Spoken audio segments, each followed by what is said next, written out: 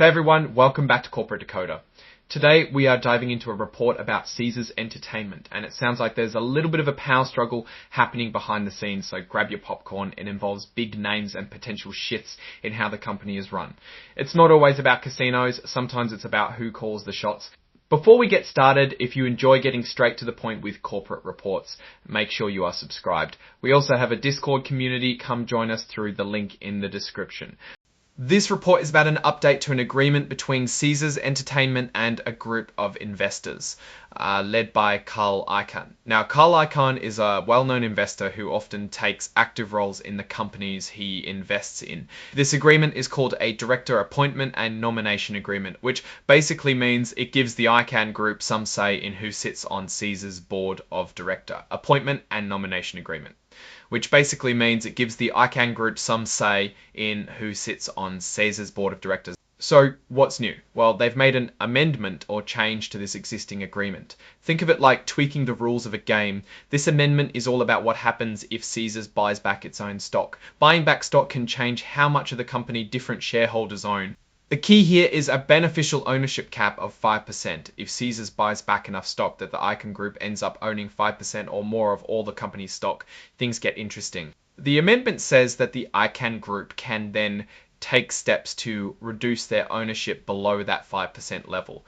Importantly, if they do that, it won't hurt their ability to keep their representatives on the board. Usually, there are rules about how much stock you need to own to have those rights. This change says even if they sell some shares to stay under 5%, they still get to keep their board seats. To make sure everyone's on the same page, the people representing the Icahn Group on the board, who are called Icahn designees, have signed new letters saying they understand and agree to these new terms. Besides this change about the stock buybacks and the 5% ownership level, everything else in the original agreement stays the same. It's just this one specific point that they've adjusted. If you want to read the exact legal wording of this change, you can find the full document attached as an exhibit to this report. So what does all this mean? This amendment seems to be setting up some ground rules in case Caesars decides to buy back a significant amount of its stock.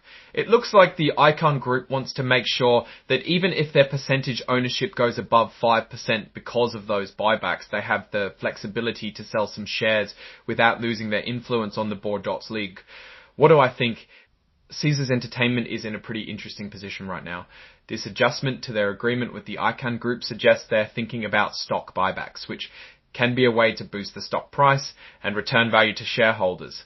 One potential strength for Caesars is its established brand and presence in the gaming and entertainment industry.